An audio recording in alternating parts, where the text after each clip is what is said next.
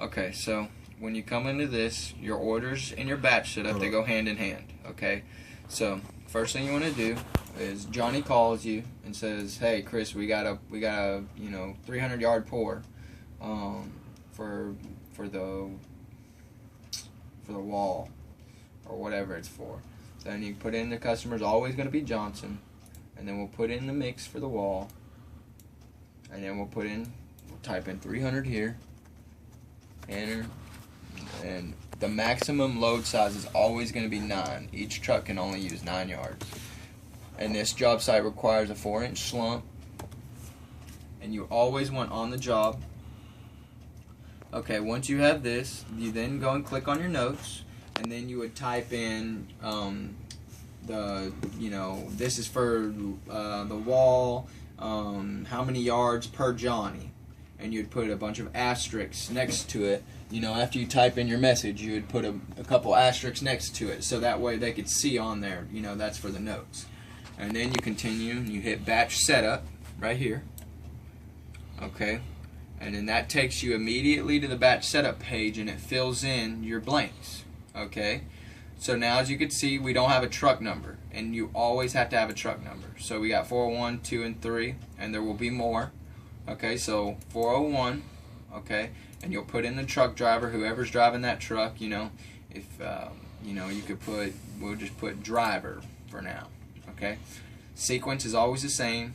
The rate is how fast the truck loads, and you can bump that up if some trucks load slower than others, and some load faster than others. I generally keep the rate always at 100 because that works for every truck. Okay, now your trim. This, on your very first load, you don't know how much water to add. You can always add more water, but you can't take away water. Okay, so if you add too much water, then you wasted a couple $1,000s on the load just because you put too much water in. They could always add water. Okay, so go to the options and click print prices. You do not want them to see the prices. Okay, and then you go back to your mix. Okay, on the very first load, you'll always want to trim it at least 4 gallons per yard. Okay, because you could always add water to figure out how much water to add. And that's okay. a -4. The what? You put a -4? Negative, yes. Okay. Trim. If you put 4, it adds. Yeah, okay. So always put -4. Okay. Okay. Gotcha. So, and then here's your material and your mix design. Okay. And this is how many, this is how much you want for 9 yards. Okay. For each and every one. Okay. So you can change the load size or whatever. Mm-hmm. But we generally always keep it at 9-yard loads. Mm-hmm. Okay. And then for these purposes, we're gonna go ahead and do a training batch. Okay. And then you would then continue, and you would click start. Okay, on the simulation mode, what happened if I didn't want to do a training batch? I just clicked the other one. What the other options was? It actually pours it. Okay, it actually pours. So as you could tell, the rock is filling up. Okay. Okay, as well as your cement. Okay, there's a process. Okay, so rock fills up first, as well as cement. They fill up at the same time. Okay, so as they're filling up, you'll watch these percentages here. Mm-hmm. You can click full screen. Mm-hmm. Okay. Mm-hmm. Here's your moisture percentages.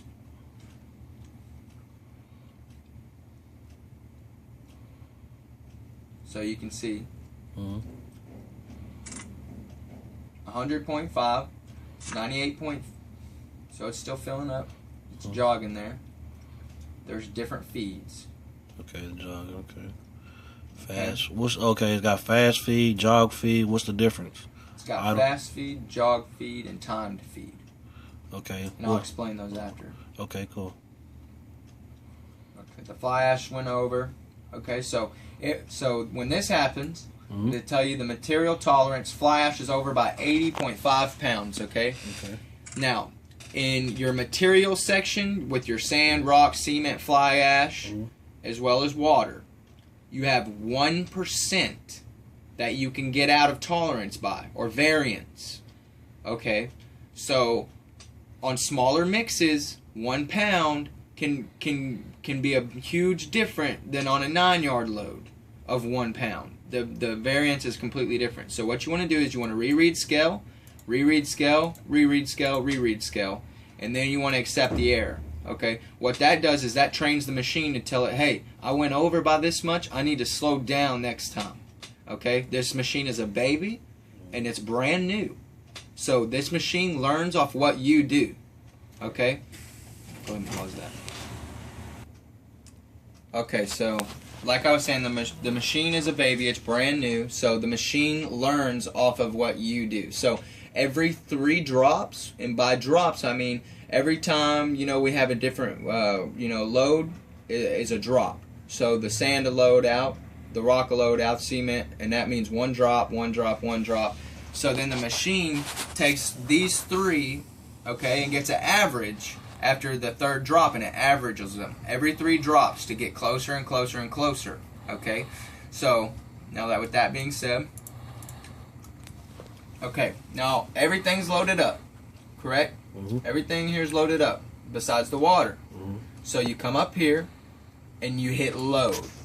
Okay, and now it's going to load up the water first. Okay, it usually loads it to 75%, but this is a training batch. Okay, so that water just went into the truck. Okay, now this is your aggregate scale, this is emptying in the truck, and this is your chemical scale. Which chemical is, or the cement, sorry. Cement scale is your cement and your fly ash, okay? And these generally will load at the same percentage, so it mixes properly on the belt, okay? So now that the cement went in, that's in there, the water's in there, and then the aggregate's going in there, okay? And you can also look on the manual station, which is this right here, and you can come up here and you can look right here. This will be empty, and this will have about 20,000 to 30,000, however much is on there, okay? And you'll see it start to empty, and it'll decrease, as well as a cement scale, and this will tell you this is your water in gallons, okay? So we put a total of 172 gallons in this mix of water, okay? And then this is for your chemicals. This is tell you how many ounces. We measure this in quarter pulse ounces, 1 pulse ounces, and then we got super and accelerator, which we don't use these. Okay. Okay. And what about the moisture? The moisture, I don't pay attention to this. Okay. The reason why I don't pay attention to all this is because your quality control guy, he'll bring you moistures and stuff like that out to you. Okay, so the next thing is,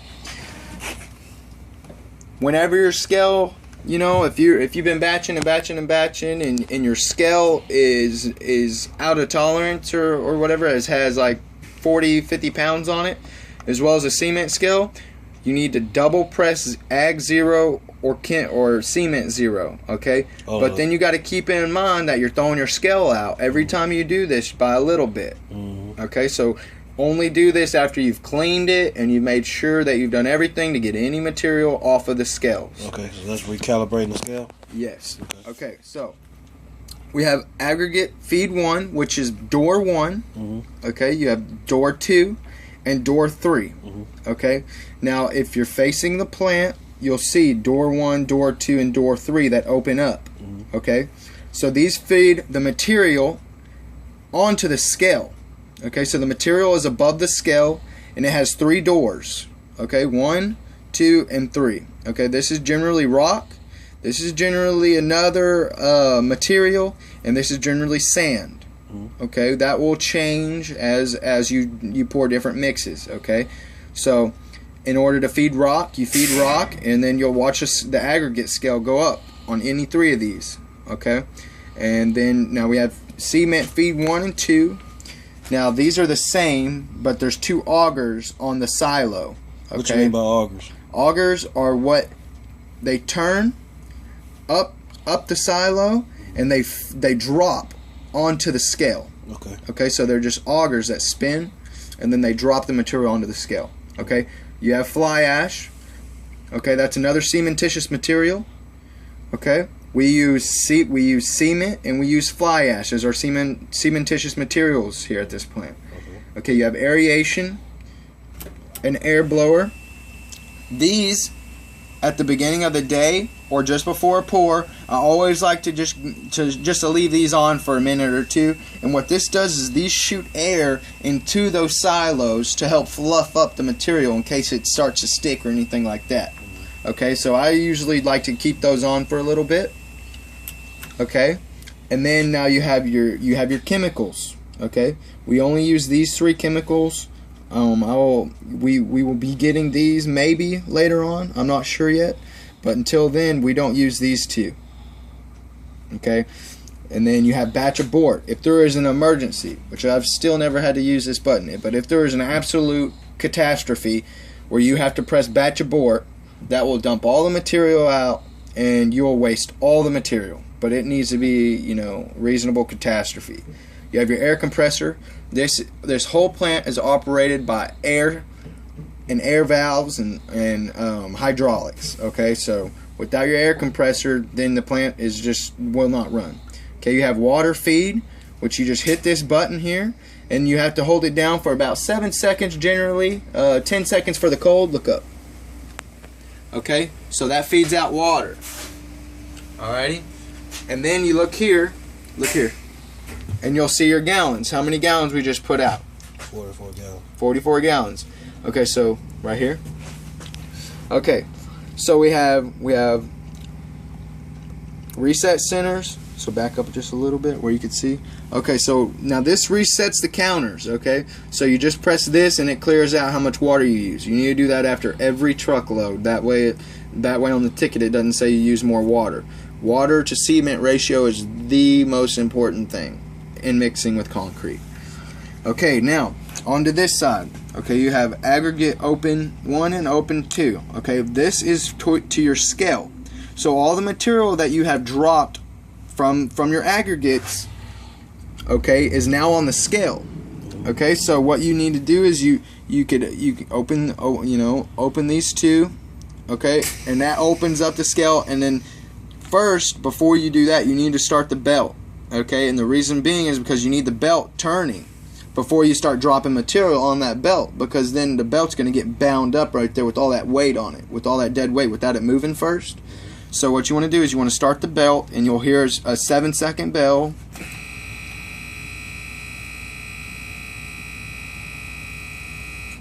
Okay, and the belt will start running.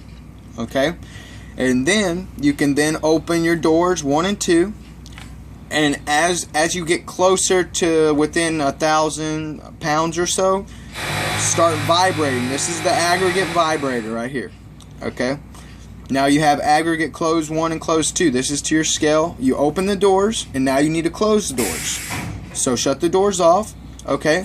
Now what's on the belt takes time to get from point A at the end of the belt where you drop the material to point B, where it dumps the chemical, or where it dumps your aggregates and cement and chemicals into the truck.